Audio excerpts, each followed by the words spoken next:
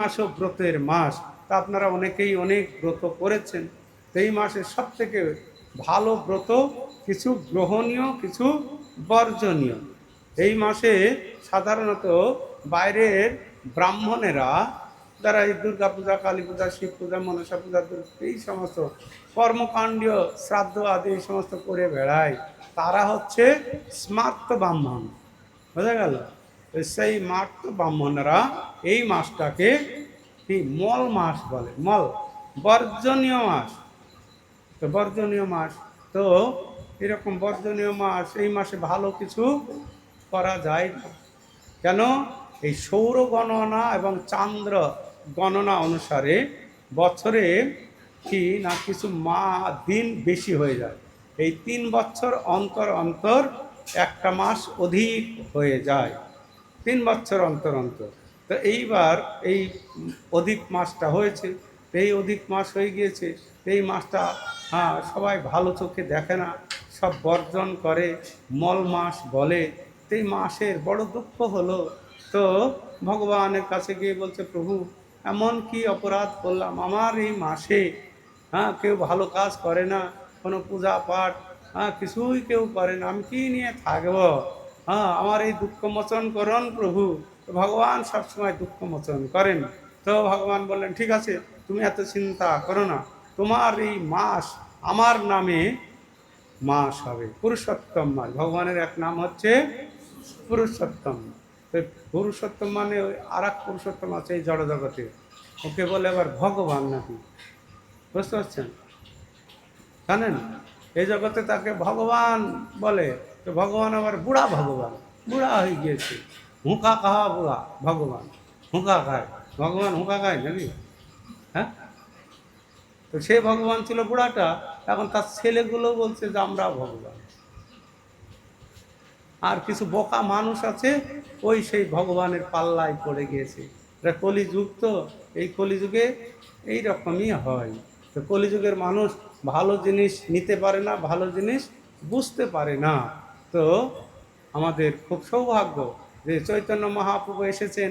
চৈতন্য মহাপ্রভু এসে এই কলিযুগ সম্বন্ধে সব জানিয়েছেন। আরও বিশেষ করে আমাদের ইস্কনের প্রতিষ্ঠাতা আচার্য ছিল অভয় চরণারবিন্দ ভক্তি বেদান্ত স্বামী ছিল প্রভুপাদ, একদম শাস্ত্রের সব নিগূঢ় তত্ত্ব তুলে ধরেছেন সব জনসমক্ষে। গীতার কথা, ভাগবতের কথা, চৈতন্য চরিতামৃতের কথা, সমস্ত গ্রন্থের কথা।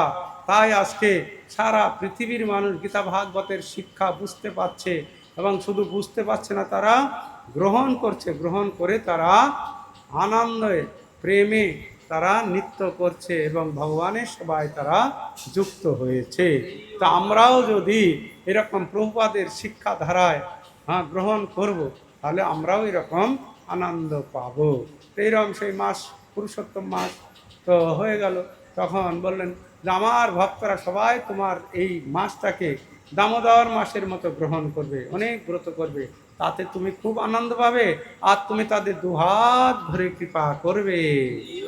এই মাসে যারা এরকম কিছু ব্রত করে, ব্রত মানে দুটো জিনিস করতে হবে, দুটো, বেশি না।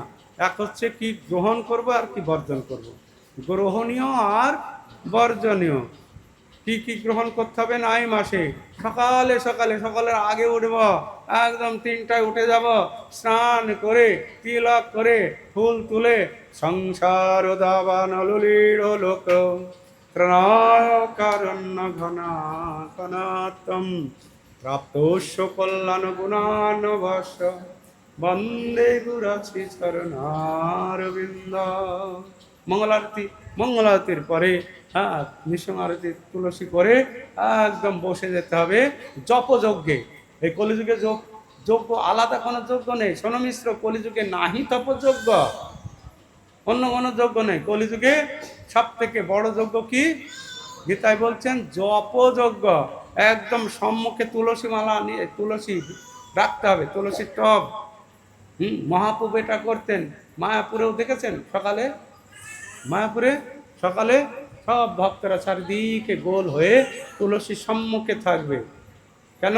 তুলসী দেখি জুড়াই প্রাণ, মাধব তো শনি জানি, কৃষ্ণ বসতি বসতি বলি পরময়াদরে বলি।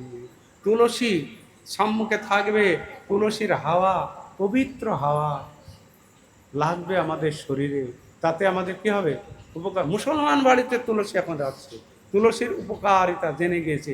খ্রিস্টান বাড়িতে তুলসী রাখছে।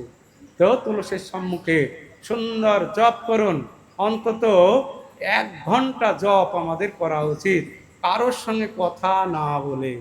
কোনো কথা হবে না জপের সময়, সাংসারিক কোনো কথা। বোঝা গেল? হরে কৃষ্ণ। এই পটল আনতে হবে আজকে, আজকে পটল পোস্ত আনবে, আর পটল নিয়ে আসবে, আর ওই আনবে কিছু, কি ঝিঙা, একটু ফুলকপি নিয়ে আসবে। এইসব কোনো কথা হবে না, কথা হবে সব কখন? জপের পরে, জপের সময় জপ। তো এইভাবে জপ করুন। আবার কিছু সময় জপ 1 ঘন্টা অন্তত জপ করুন, 8 মালা জপ করার পরে তারপরে আজ করুন। আবার একটু জপ করার পরে একটু গ্রন্থ পড়ুন। আবার সন্ধ্যায় একটু নাম হাঁটতে যাবেন, সাধু সঙ্গ হবে। সাধু সঙ্গে কী হবে? সাধু সঙ্গে কৃষ্ণ কথা, তাতে আমাদের ভক্তি বৃদ্ধি হবে।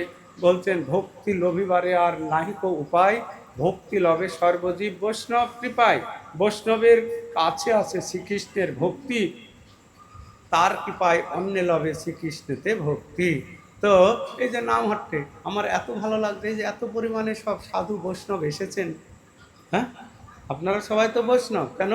কাদেরকে বৈষ্ণব বলা হচ্ছে? যার মুখে শুনি এক কৃষ্ণ নাম, সেই তো বৈষ্ণব শ্রেষ্ঠ, তারে করিও সম্মান। মহাপ্রভু বলছে, আমি বলছি না। মহাপ্রভুর কাছে 2জন ভক্ত গেল। একদিন রামানন্দ সত্যরাজ খান প্রভুর চরণে দণ্ডবত করি কিছু করে নিবেদন। শোনো প্রভু, হ্যাঁ, দণ্ডবত করি কিছু করে নিবেদন। গৃহস্থ বিষয়ী মোরা কি মোর সাধনে, শ্রীমুখে করুণ আজ্ঞা নিবেদি চরণে। প্রভু কহে কৃষ্ণ সেবা বৈষ্ণব সেবন, নিরন্তর কর কৃষ্ণ নাম সংকীর্তন। সত্যরাজ কহে বৈষ্ণব চিনিব কেমনে, কে বৈষ্ণব কহ তার সামান্য লক্ষণে। প্রভুকে যার মুখে এক কৃষ্ণ নাম, সেই তো বৈষ্ণব শ্রেষ্ঠ, তারে করিও সম্মান। তো এই যে সব বৈষ্ণব এসে গেছেন, মুখে সব সময় কৃষ্ণ নাম। তো এই যে সব বৈষ্ণবের সেবা, হ্যাঁ, যারা করছেন, তারা যে কত কত ভাগ্যবান। এই পুরুষোত্তম মাস, হ্যাঁ, এই পুরুষোত্তম মাসে এই যে বৈষ্ণবের সেবা যারা দিচ্ছেন, তাদের চরণে আমার কোটি কোটি প্রণাম এবং অসংখ্য অসংখ্য ধন্যবাদ। আজকের কে আয়োজন করেছেন এই অনুষ্ঠানের?